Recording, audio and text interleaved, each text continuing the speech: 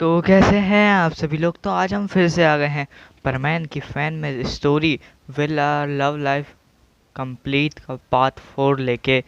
तो आओ यार, बात बाद में करेंगे और शुरू करते हैं आज की वीडियो।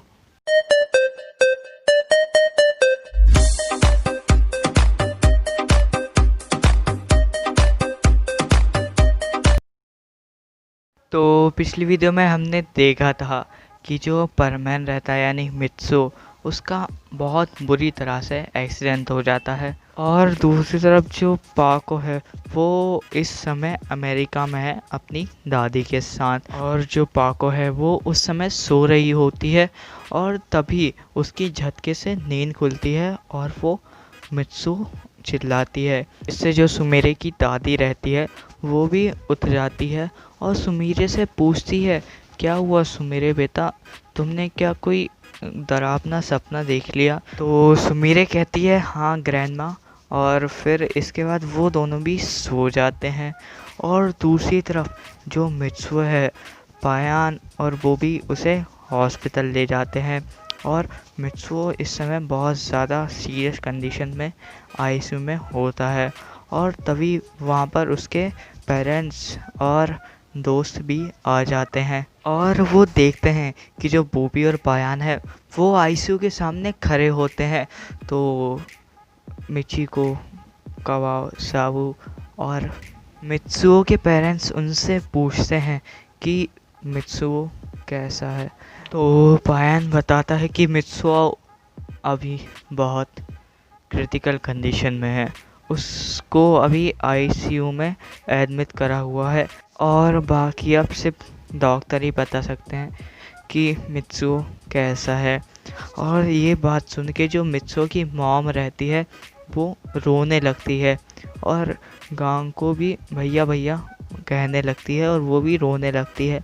लेकिन जो मित्सुओ के दोस्त रहते हैं, मतलब कवाओ, साबू, मिचिको और पायान और बूबी भी, वो सब मित्सुओ के मॉम को समझाते हैं और गांगो को भी कि आपको ऐसी कंडीशन में ऐसा रोना नहीं चाहिए, आपको प्रेयर करनी चाहिए कि मित्सुओ को कुछ ना हो।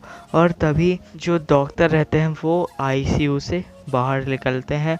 तो डॉक्टर आते हैं और उन सबको बताते हैं कि जो मित्सु है उसके सर से बहुत ज़्यादा खून आने के कारण वो कोमा में चला गया है और इसकी कोई गारंटी नहीं कि वो कोमा से कब बाहर आएगा। वो एक दिन में भी बाहर आ सकता है कोमा से और एक साल में भी, या हमेशा कोमा में ही रह जाए। और यह सुन के सब शॉक हो जाते हैं। तो डॉक्टर कहते हैं कि इतना ज़्यादा पैनिक मत होइए, आप बस मित्सुओ के लिए दुआ कीजिए कि वो कोमा से जल्द बाहर आ जाए।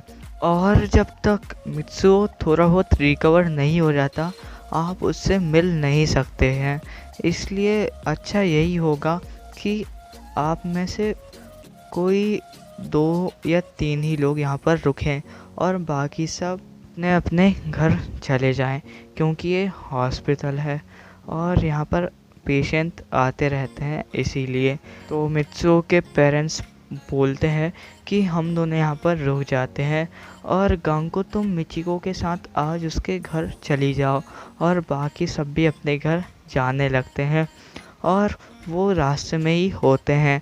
और तभी वहाँ पर वही वाला रेलवे ट्रैक आता है जहाँ पर मित्सुओ का एक्सीडेंट हुआ होता है।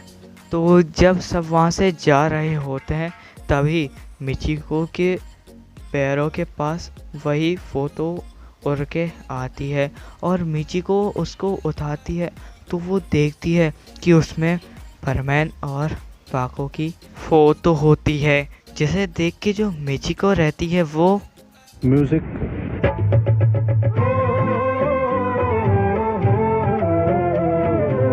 अब उस फोटो को सब देख लेते हैं।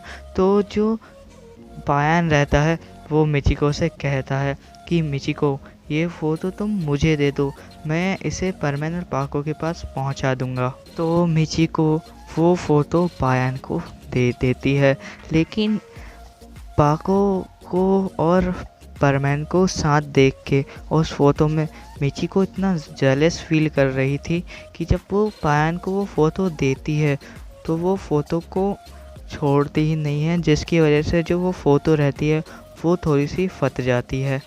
और वो फ़ोटो देखने के बाद पायन को भी याद आता है कि पाको अमेरिका गई है, तो हमें उसे मित्सो की हालत के बारे में बता देना चाहिए।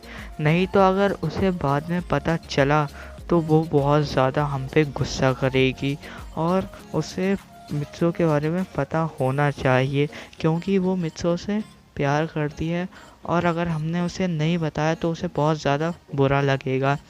तो जो पायन रहता है वो पाको को कॉल करता है, लेकिन दूसरी तरफ जो पाको अमेरिका में है वो इस समय सो रही होती है, तो वो कॉल उठा नहीं पाती है। पायन बहुत बार ट्राई करता है लेकिन वहाँ से कोई रिस्पांस नहीं आता है। अब दूसरी तरफ अमेरिका में भी सुबह हो जाती है और मिस सुमिरे यानी पाको उठती है और उसे मित्सो की बहुत ज़्यादा फिक्र हो रही होती है, क्योंकि उसने सपने में देखा होता है कि मित्सो उससे दूर जा रहा है। इसलिए वो मित्सो को बहुत बार कॉल करने की कोशिश करती है, लेकिन उधर से भी कोई रिस्पांस नहीं आ रहा होता है। तो वो अपनी ग्रैंड मदर के साथ हॉल में बैठ के टीवी देख रही होती है और बार बार चैनल चेंज कर रही होती है। तभी वहाँ पर एक जापानीज चैनल लग जाता है जिस पे न्यूज़ दिखाते हैं, कल दोपहर टोक्यो से जाने वाली ट्रेन के सामने एक बच्चा आ गया जिसका बहुत बुरी तरह एक्सीडेंट हो गया और उसका नाम है मित्सुओ सुआ। और यह सुनने के बाद जो पाको रहती है। अब अगर यार वीडियो पसंद आ गई हो ना तो वीडियो को लाइक कर देना और चैनल को सब्सक्राइब कर देना, ताकि आपको ऐसे ही इंटरेस्टिंग वीडियो मिलती रहे।